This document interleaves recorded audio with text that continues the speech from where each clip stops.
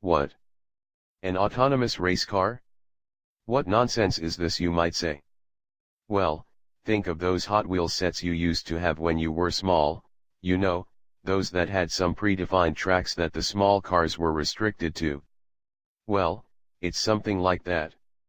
The Torq is exactly something like that, only that it's real and you can actually touch it if you visit this year's Geneva Auto Show. Oh, and did we mention this is also an all-electric car? Yes, if we were to talk to Joachim Gauck for example or Niki Lauda, they'd probably consider this to be the real Antichrist, the one omen that the world is coming to an end. What could possibly be worse to a gearhead than an electric car that races on the Nürburgring all by itself? Few things in our book.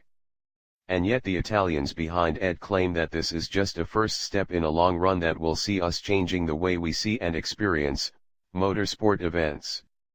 The thing is, racing has always been about the bond between the driver and the car, and with this, well, one of the parts is missing. Furthermore, the company claims that their creation can also be used for endurance racing, but what's the point if all the cars drive themselves and all have the same specs? How on earth will we ever see an overtaking? Leaving all that preposterous stuff behind, the car does look impressive in the metal. The aim was to be as aerodynamic as possible so the two seats inside are completely blocked out from both the sun and the wind. The only connection the driver has to the outside world is a 360-degree screen. As far as the power goes, this thing has one hub-mounted electric motor for each wheel, and together they make 429 HP and 1327 lb-ft, 1800 Nm, of torque. All of this stuff is fueled by an 88 kWh lithium-ion battery that's quite heavy at 1212 lbs, 550 kilograms.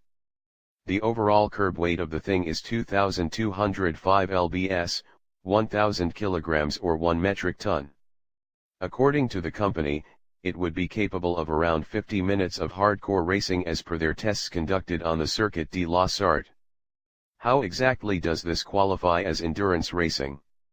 Sure, if the batteries could be swapped fast enough, it could be an alternative, but even then, we'd be too reticent to adopt this thing as a replacement for the oil-burning monsters we have today.